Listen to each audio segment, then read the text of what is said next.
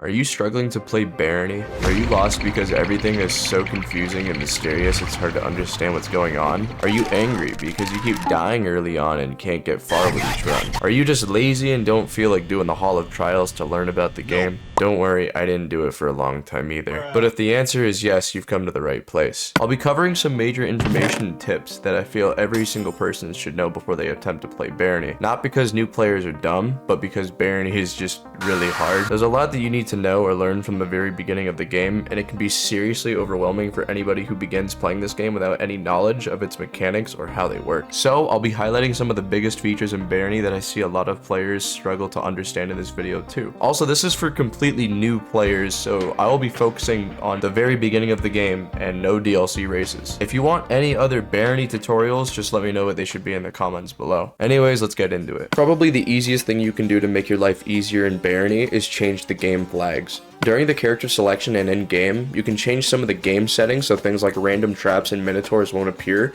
or sacrifice natural regen to disable hunger and heal when consuming food instead. Each class in Barony has their own level of skill and difficulty. When starting Barony, you should try and play classes that have a generally low level of difficulty and high level of survivability, as these classes usually focus on much simpler playstyles and are perfect for beginning players. If you find unidentified items laying on the ground, indicated by this question mark, hold on to it and hopefully your appraise skill will be high enough to identify it. Your appraise skill and speed depends on the price of the item, so try and find things like apples or cheese to get your appraise skill higher faster. Speaking of unidentified gear, avoid equipping it altogether until it's identified, as it could be cursed. Humans and other races cannot take off cursed gear, and the gear must be destroyed or have the curse somehow lifted in order to unequip it. Sometimes you can find humans among the various monsters as you progress through the stage. You can talk to them and add them to your party to form little teams that assist you in combat and other situations. Stealth and shields are the two biggest helping hands in combat. Stealth can be used to slowly take down tougher enemies, while shields can be used to block weaker attacks from enemies entirely. Classes that you start with will excel in some weapons more than others. Most of these classes will start with said weapons, or you can check your skills tab to see which ones you'll use the most. Try and use these types of weapons as you'll deal the most damage with them. And lastly, being in the dark can be very beneficial in almost all situations. Whether your stealth skill is 0 or 100, being in the dark means that enemies have a harder time seeing you before you see them,